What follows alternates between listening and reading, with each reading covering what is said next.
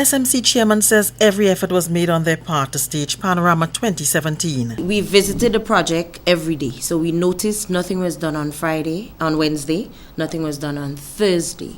And on Friday, we contacted the PAN Association again. Details to this story and more in the National Report.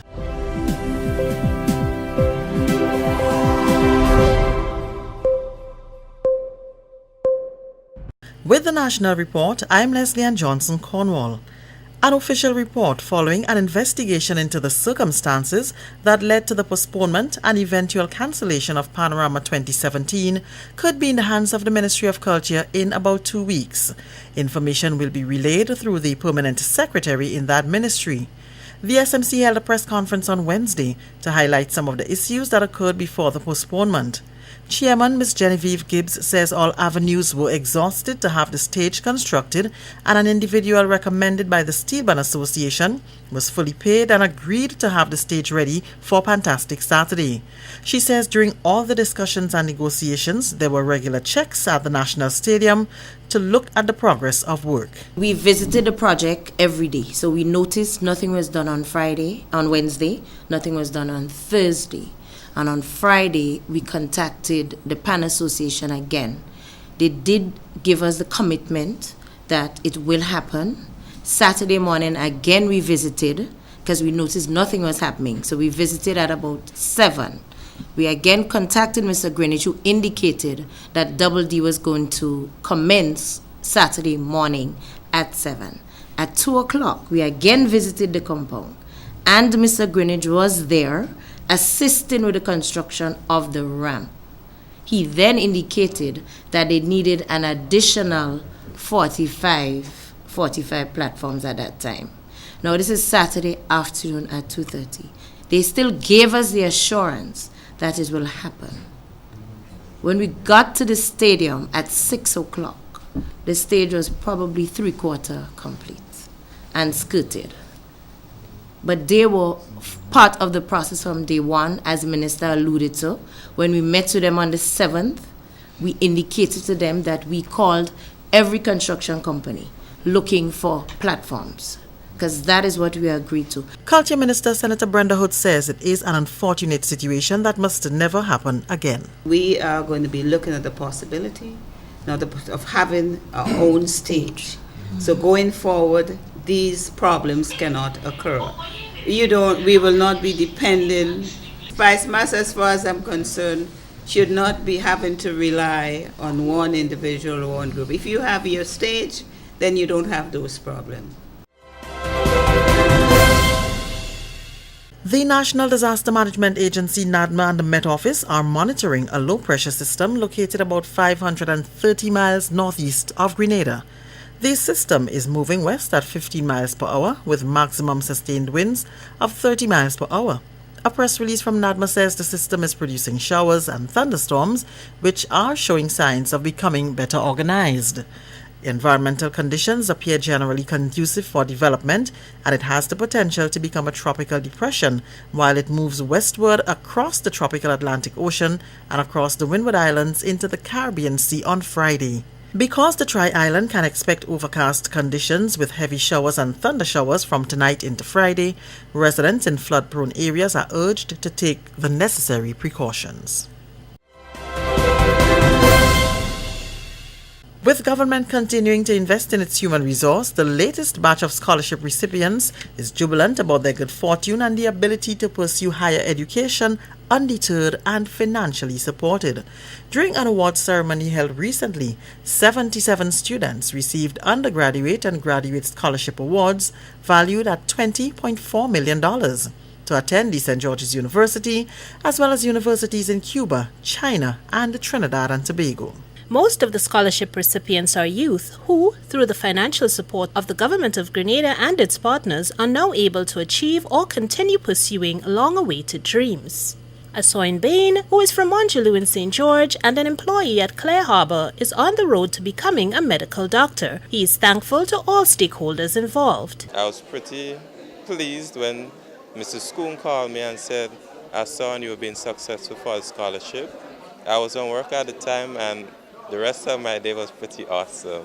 Cara Benjamin is also excited about continuing her journey. I was wondering, well, what I had to do to hustle up this to change to pay for this semester. When I got the news, I was on a bus. So I had to kind of keep myself quiet because I don't want everybody wondering what's going on. So I was really glad to hear that I got this scholarship.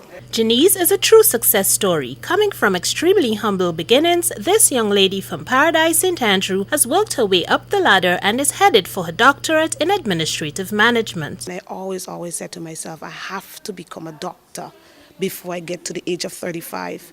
And I'm growing up in a home where my grandparents couldn't read and write, and I was the only child, just 3 of us. I worked very hard and I placed a lot of emphasis on my education. Her future goals include being a university lecturer, working on education policy, and being an advocate for technical education. All of the recipients have expressed great plans for the future. After medicine, I'd like to go on to specialize to become a dermatologist because currently we don't have many dermatologists in Grenada. I have dreams of probably owning a restaurant or a hotel in the later on years of my life. Nathan Robinson, who is a resident of St. Paul, St. George, is entering the field of mechanical engineering. I aspire to join the field of renewable energies and design.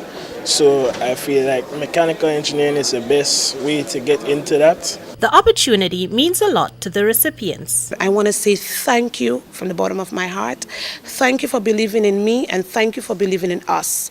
And I know that we will do well, and I know that we'll have a lot to give back to our country, to our community, and to our Grenadian members. For the National Report, I'm Annette Moore. This is the National Report. More news after the break.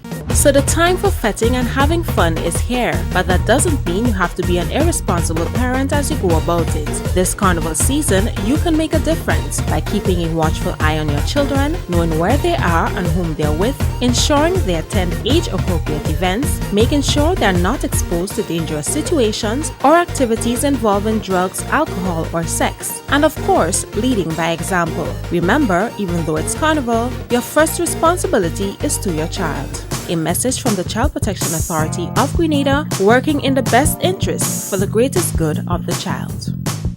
When the Rodney Morissette Memorial Scholarship Program was born in 1988, it awarded 2 students who were successful in the then Common Entrance examinations, giving them supplies for secondary school. Years later, the fund has grown with a scholarship program that awards 27 CPEA students with books and school supplies, and a grant program which offers a one-off payment towards an educational program.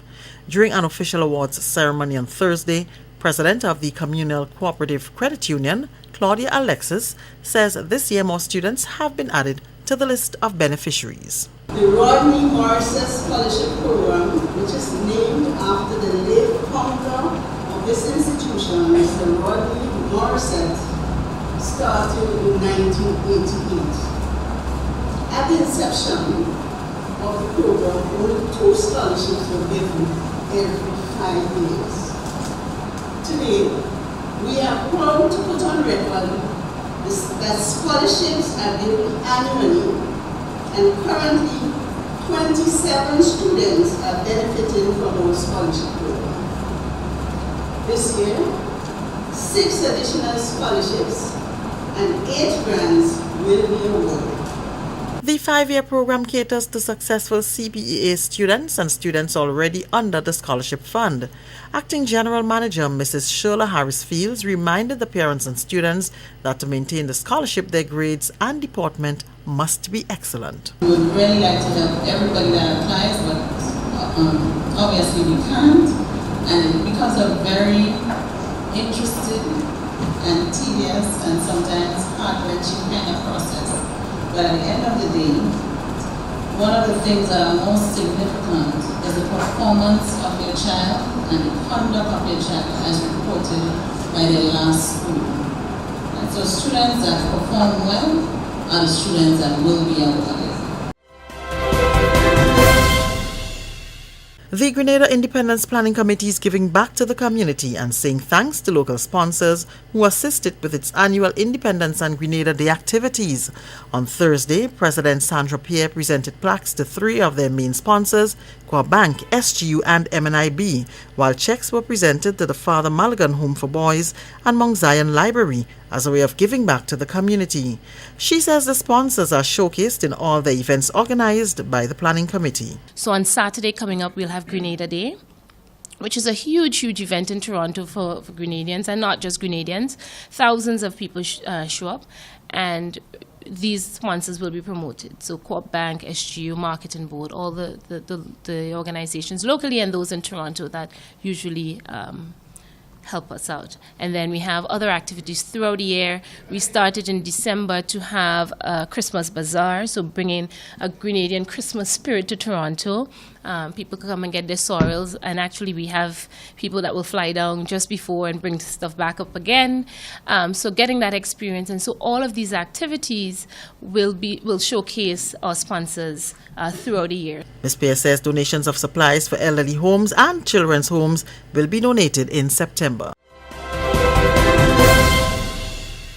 And that's the National Report. I'm Leslie Ann Johnson, Cornwall.